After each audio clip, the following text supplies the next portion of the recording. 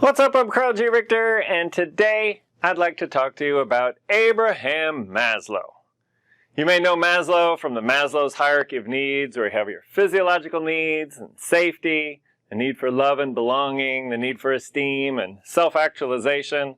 I love the one where they add in Wi-Fi beneath all of them because that hits really close to home for me. But I don't want to talk about his hierarchy of needs today. Did you know that this same guy also is credited for Maslow's hammer, in that if all you have is a hammer, then everything looks like a nail. Pardon the pun, but if that's the way you look at training and development, you're screwed. There's a lot of other things that you can be doing that are a lot better than just online modules and long webinars with minimal interaction. So today what I'd like to do is share one idea for how you can blend together training. I like to think of it as a blend of synchronous or an asynchronous. I like to speak plainly whenever possible, so I call it live training and on demand.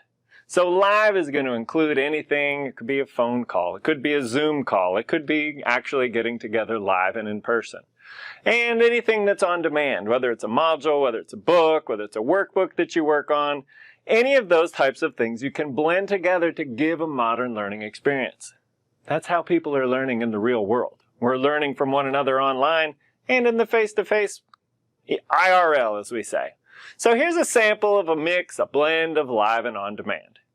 So instead of saying, hey, I want to have everybody come together for 8 hours, you can say, hey, you know what? I'm going to have everybody come together over 4 weeks for 2 hours at a time, and I'm going to give them a little bit to do in between sessions. So we can have this kickoff call that kind of explains the expectations, introduces the topic, session number 1. We're going to give them this kickoff call to set expectations and provide the context.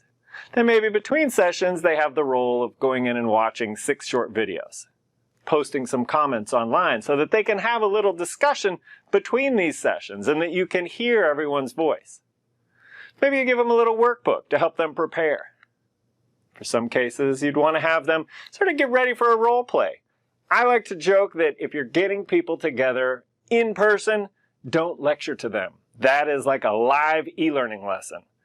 Don't give e-learning lessons online. Let people watch videos, do lectures when you guys aren't together. When you are together for a live experience, make sure you're taking advantage of that.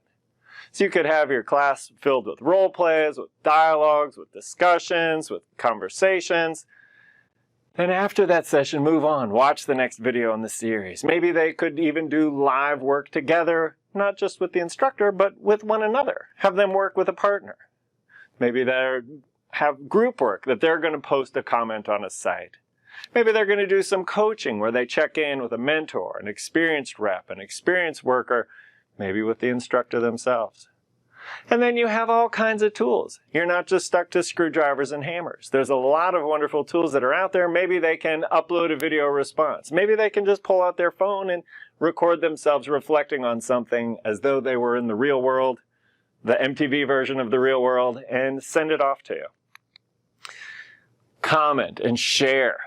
There's meaningful discussion that we can learn from one another. The days where the instructor is the source of all knowledge are done. That's not how the internet works, and that's not what the modern learner is used to.